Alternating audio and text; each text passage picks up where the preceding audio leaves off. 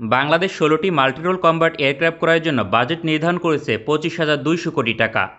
২০২১ সালের মার্চ মাসে এ বিষয়ে hello viewer, welcome back to another video. Viewer बहुत ही ज्यादा इंपॉर्टेंट और बहुत ही ज्यादा इंफॉर्मेटिव किस्म की वीडियो होने वाली है बांग्लादेश की एयरफोर्स के रिलेटेड। वीवर बांग्लादेश की एयरफोर्स को फाइटर जेट को बाय करने के लिए बहुत ही ज्यादा हैवी किस्म की अमाउंट दरकार होगी।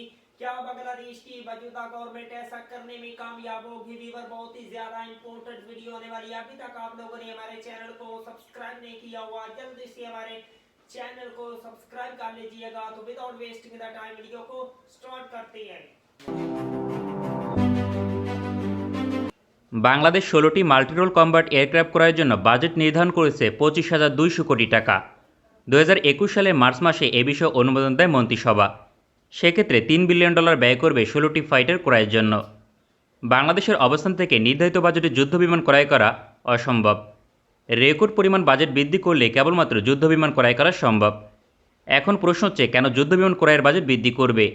অন্যদিকে কত হাজার কোটি টাকা অতিরিক্ত প্রয়োজন হবে, তাই তুলে ধরব আজকের প্রতিবেদনে। বাংলাদেশ প্রতিটি ফাইটার ক্রয়ের জন্য ব্যয় ধরেছিল $187 মিলিয়ন, কারণ ২০২১ সালে বাংলাদেশের মুদ্রা শক্তিশালী অবস্থানে ছিল। তখন $1 বিপরীতে ৮৪ টাকা ছিল বিনিময় মূল্য। তবে এই মুহূর্তে বাংলাদেশ বিমান বাহিনী ১৬টি ফাইটার ক্রয় করতে পারবে না।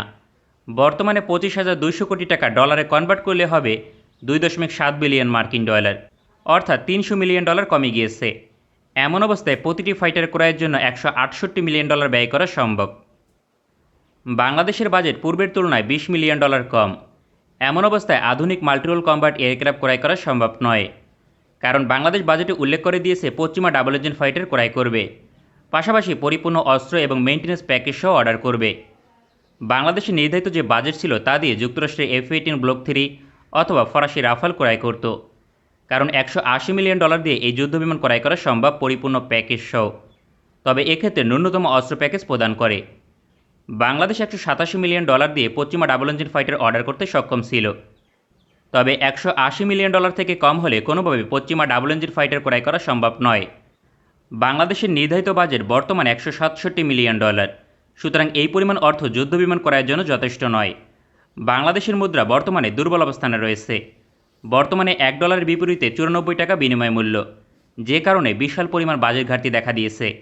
এমন অবস্থায় নতুন করে বাজেট অনুমোদন লাগবে। বাংলাদেশ অতিরিক্ত $300 মিলিয়ন যুক্ত করলে কেবলমাত্র যুদ্ধবিমান ক্রয় করা সম্ভব। বাংলাদেশি টাকা 2,800 কোটি টাকা বাজেট বৃদ্ধি করতে হবে। এক্ষেত্রে নতুন বাজেটের পরিমাণ হবে 28,000 কোটি টাকা। বাংলাদেশের অবস্থান থেকে এই পরিমাণ অর্থ 10 বছরে পরিশোধ করতে হবে। তবে এককালীন বরাদ্দ লাগবে 25% অর্থ। প্রথম 2 বছরে পেমেন্ট পাঠাতে এই পরিমাণ অর্থ লাগবে। সুতরাং 7,000 কোটি টাকা বাজেট রাখতে হবে। সরকার চাইলে এই বাজেট প্রদান করতে পারে। বাংলাদেশ আগামী বছর যুদ্ধবিমান ক্রয়ের বাজেট প্রদান করবে। এক্ষেত্রে সরাসরি বিমান বাহিনীর জন্য আলাদা বাজেট রাখতে পারে, অথবা বার্ষিক উন্নয়ন প্রকল্পের আওতায় যুক্ত করতে পারে। বার্ষিক উন্নয়ন প্রকল্পের আওতায় যুক্ত করলে তা সাধারণ মানুষ জানতে পারবে না, কারণ এ বিষয়ে সংসদে আলোচনা হবে না। 2022-23 অর্থবছরে উন্নয়ন বাজেট 2,46,000 কোটি টাকা। বাংলাদেশ সরকার চাইলে সহজেই এখান থেকে যুদ্ধবিমান ক্রয়ের বাজেট দিতে পারে। তবে এ বিষয়ে কী পরিকল্পনা গ্রহণ করেছে তা বলা সম্ভব নয়। অন্যদিকে পৃথিবীর সকল সমরাস্ত্রের মূল্য বৃদ্ধি পাচ্ছে। পশ্চিমা দেশগুলো তাদের ফাইটারের মূল্য বৃদ্ধি করবে। অন্তত 10% মূল্য বৃদ্ধি পেলে বাংলাদেশের 28,000 কোটি টাকা দিয়েও কাজ হবে না। সেক্ষেত্রে ফাইটার ক্রয়ের বাজেট 30,000 কোটি টাকা অতিক্রম করবে, কারণ ইতিমধ্যে পশ্চিমা দেশগুলো তাদের সমরাস্ত্রের মূল্য বৃদ্ধি করেছে।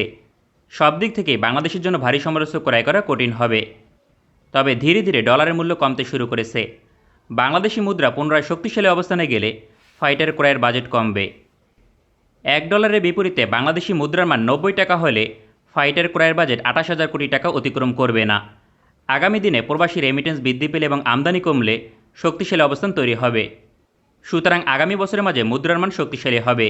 সেক্ষেত্রে অতিরিক্ত $300 মিলিয়ন বা 2,800 কোটি টাকা লাগবে। সামগ্রিকভাবে 28,000 কোটি টাকা হলে 16টি পশ্চিমা ডাবল ইঞ্জিন ফাইটার ক্রয় করতে পারবে বাংলাদেশ।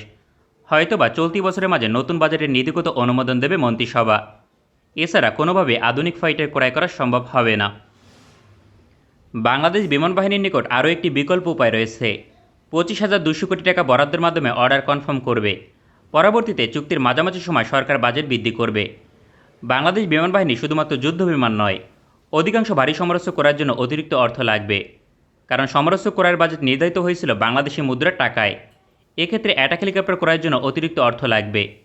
2022 সালের শুরুতে অ্যাটাক হেলিকপ্টার ক্রয়ের জন্য বাজেট নির্ধারিত হয়েছিল 4100 কোটি টাকা।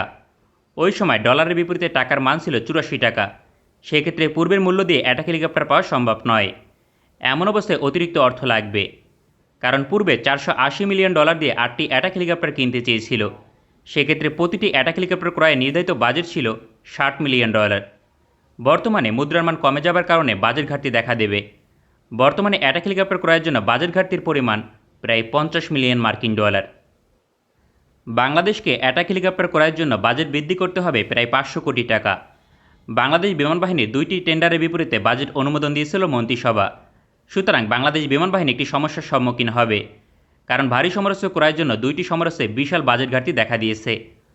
অন্তত বিমান বাহিনীর চলমান টেন্ডারগুলো বাস্তবায়ন করতে वाह वंडरफुल वीवर, क्या शानदार किस्म के ये फाइटर जेट है और इनको बाय करने के लिए बांग्लादेश को बहुत ही ज्यादा हैवी किस्म की जो अमाउंट है वो बांग्लादेश की एयरफोर्स को प्रोवाइड करनी होगी, ताकि बांग्लादेश के MRCA में दुनिया के जदीद तरीन और मॉडर्न किस्म के फाइटर जेट को ऐड किया जा सके। बांग्लादेश की फिजाइया को दौरे जदीद की मॉडर्न किस्म की फिजाइया बनाया जा सके। आई होप कि ऐसा हो, बांग्लादेश जो है 2025 में ऐसा करने में कामयाब हो। तो वीवर, अगर आप लोगों को मजीद इंटरेस्टिंग वीडियो देखनी है तो जल्दी से हमारे चैनल को सब्सक्राइब कर लीजिएगा। मिलते हैं आपसे नेक्स्ट वीडियो में इंशाअल्लाह, तब तक के लिए अल्लाह हाफिज।